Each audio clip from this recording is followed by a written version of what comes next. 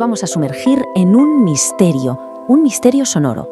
A ver, pensemos en la antigua Grecia. Nos dieron la filosofía, la democracia, el teatro. Vale, genial. Pero, ¿a qué sonaban? Vamos a empezar un viaje para descubrir la banda sonora de un mundo cuya música, que para ellos era fundamental, se ha perdido casi por completo. Cuando imaginamos Grecia, vemos estatuas de mármol, templos imponentes, leemos sus ideas, conocemos sus mitos, pero nos falta una dimensión entera, su sonido. ¿Qué música sonaba durante las tragedias de Sófocles? ¿Qué melodías se escuchaban en la Academia de Platón, junto a la filosofía? ¿O en las primeras Olimpiadas? Es un vacío enorme. Y aquí está la clave del problema. A diferencia de su arquitectura o su literatura, el patrimonio musical de la antigüedad es, pues eso, escasísimo. Tenemos montones de textos que hablan sobre la música, sobre lo importante que era, pero muy poca música escrita que haya sobrevivido. Es como tener el manual de instrucciones de un aparato increíble, pero sin el aparato. Frustrante, ¿verdad? Claro, para entender de verdad lo que hemos perdido, primero tenemos que saber por qué era tan importante para ellos. Y es que la música en Grecia no era un simple pasatiempo, no. Era una fuerza fundamental que, según ellos, podía modelar el alma. Su concepto de música, lo que llamaban músique, era muchísimo más amplio que el nuestro. Para los griegos era imposible separar la melodía de la poesía y de la danza. Iba todo junto. Era una disciplina total, una herramienta educativa básica para formar a un ciudadano completo, en mente, en cuerpo y sobre todo en espíritu. Y esta es la idea central, la más potente de todas. Los griegos estaban convencidísimos de que la música no solo reflejaba emociones, sino que podía crearlas y dirigirlas. Creían que una melodía concreta podía hacer a una persona más valiente, o más tranquila, o incluso más débil e inmoral. O sea, la música era como una tecnología para el alma. Y esta creencia no era algo abstracto, La sistematizaron en lo que llamamos la teoría del ethos. Cada tipo de escala musical, lo que ellos llamaban modo, tenía un carácter ético distinto y un efecto, digamos, predecible en quien la escuchaba. Así que, claro, elegir qué música se escuchaba no era una cuestión de gusto personal, sino de moralidad y de política de Estado. La banda sonora de la ciudad determinaba el carácter de sus ciudadanos, casi nada. Fijaos si se lo tomaban en serio. Esta cita, aunque no es literal de ellos, refleja perfectamente su pensamiento. Filósofos como Platón dedicaron páginas y páginas en su obra La República a decir qué melodías debían permitirse y cuáles directamente prohibirse.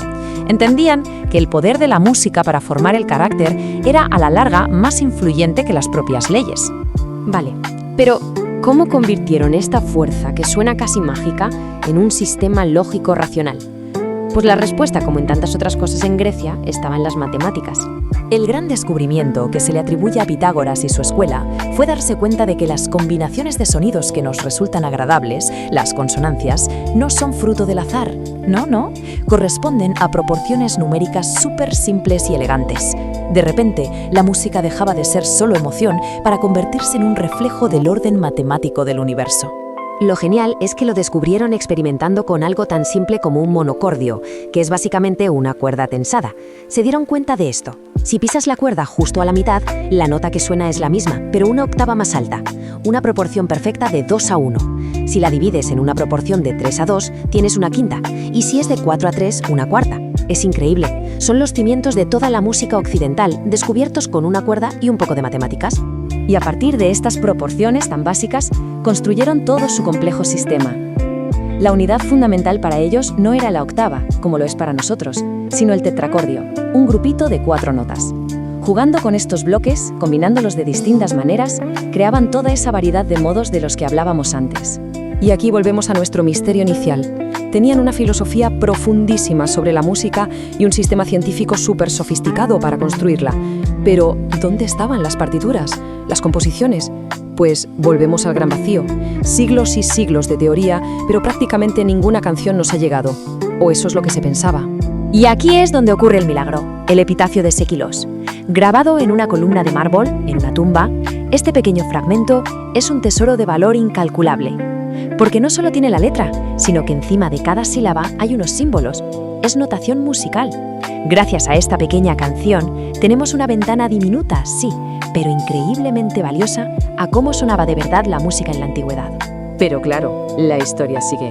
Cuando Roma conquista Grecia, no solo se lleva sus estatuas, también absorbe gran parte de su cultura, incluida su música. pero como buenos romanos, la adaptaron a su manera, le dieron su propio toque. Esta tabla lo resume a la perfección. Para los griegos, la música era una herramienta educativa para formar el carácter. Para los romanos, se convirtió más en un símbolo de estatus y sobre todo en entretenimiento a gran escala. La música pasó, por así decirlo, del ágora al coliseo, de la filosofía al espectáculo puro y duro. Y por supuesto, su uso militar con esas trompas y cornetas se hizo muchísimo más importante. Y entonces, de repente, todo se detiene. Con la caída del Imperio Romano de Occidente en el 476, gran parte del conocimiento del mundo clásico simplemente se evapora. Y con él, la música profana, la que se tocaba fuera de los templos, que prácticamente desapareció de la historia durante siglos. Pero la historia de la música no se acaba aquí, ni mucho menos.